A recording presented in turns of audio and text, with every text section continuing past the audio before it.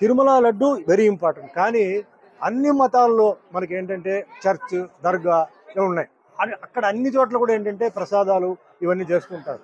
ఇప్పుడు వాళ్ళ ఆరోపణ ఏంటంటే దాంట్లో యానిమల్ ఫ్యాట్ అనేది మిక్స్ అయి ఉంది అని చెప్పారు. సరే, కొందరేమో చెక్ చేసాం ఉందంటున్నారు. సరే, ఉందనుకుంటే మరి అక్కడ ఉన్న బోర్డు వాళ్ళు ఏం చేశారు, అక్కడ ఉన్న ఒఫీషియల్స్ ఏం చేశారు? మరి ఇది ప్రాసెసింగ్లో అదన్నీ చెక్కింగ్ ఉంటుందని విన్నాను. అంటే ట్యాంకర్ రాగానే చెక్కింగ్ ఉంది. మరి ట్యాంకర్ నుంచి ఎట్లా పాస్ అయింది? కాబట్టి ఇది చాలా జాగ్రత్తగా పరిశీలించి ఎవరైతే తప్పు చేస్తారో వాళ్ళని కఠినంగా శిక్షించాలి. ఎందుకంటే అనుమానం ఒక్కసారి వచ్చిన తర్వాత అది అందరి మీద పోతుంది. వాళ్ళు చేసారో లేదో. ఒక ఆఫీస్లో ఒకటి తప్పు చేస్తే అందరికీ చెడ్డ పేరు వస్తుంది. అది తప్పదు, అది జరగకూడదు. ముఖ్యంగా ఏంటంటే ఇలాంటి భక్తి విషయంలో, దేవుడి విషయం ఏదైనా సరే, నేను చెప్పేది ముస్లిం అయినా, క్రిస్టియన్ అయినా, జైన్ అయినా, ఏదైనా దేవుడు ప్రసాదం వచ్చి అలా చేయడం చాలా మహాపాపం. అందులో వెంకటేశ్వర స్వామి పాత్ర నేను చేశాను.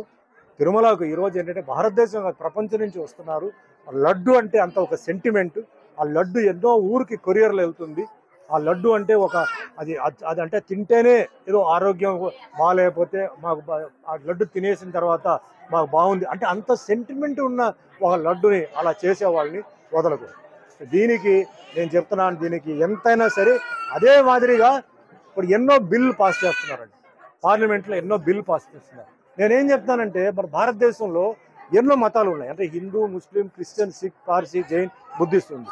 మరి ఈ మతాలని ఈ విధంగా అన్యాయం చేయకుండా కాపాడడానికి ఒక బిల్లు పాస్ చేయండి. ఇలాంటి విషయాలు ఎవడైతే తప్పు చేసాడో వేయండి లోపల 2 సంవత్సరాలకి. అది ఎంతోమంది మనోభావాన్ని అది ఇబ్బంది పెడుతుంది, కష్టపడుతుంది. ఎంతో భక్తితో వాళ్ళు ఆ దేవుడి దగ్గర వచ్చి వాళ్ళు ప్రార్థన చేసి ఒక నమ్మకంతో వాళ్ళు ఆ ప్రసాదం తీసుకున్నప్పుడు ఇలా విన్నారంటే అది ఎంత పెద్ద తప్పండి, పెద్ద నేరం. అది టెర్రరిస్ట్ కన్నా చాలా పెద్ద తప్పు అది. కాబట్టి ఇది కఠినంగా ఇది చేయాలి, కానీ జాగ్రత్తగా చేయాలి. ఎవరు తప్పు చేశారో వాళ్ళని పట్టుకోవాలి.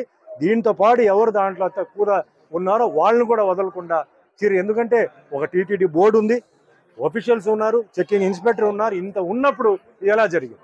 సో ఖచ్చితంగా దీనికి ఏ లెవెల్ అయినా సరే సీఎం చంద్రబాబు నాయుడు గారు, డిప్యూటీ సీఎం పవన్ కళ్యాణ్ గారు ఇది వదలకూడదు. ఇది ముఖ్యంగా హిందువులకి చాలా చాలా వాళ్ళ మనసుని దెబ్బ కొట్టినట్టు అవుతుంది. కాబట్టి ఇది ఖచ్చితంగా ఫాలో అప్ చేయాలి. దీన్ని వదలకూడదు. ఎవరైతే చేశారో వాళ్ళని కఠినంగా శిక్షించి వాళ్ళని ఏం చేయాలో ఖచ్చితంగా చేయాలి. దానికి నా సపోర్ట్ ఎప్పుడు ఉంది.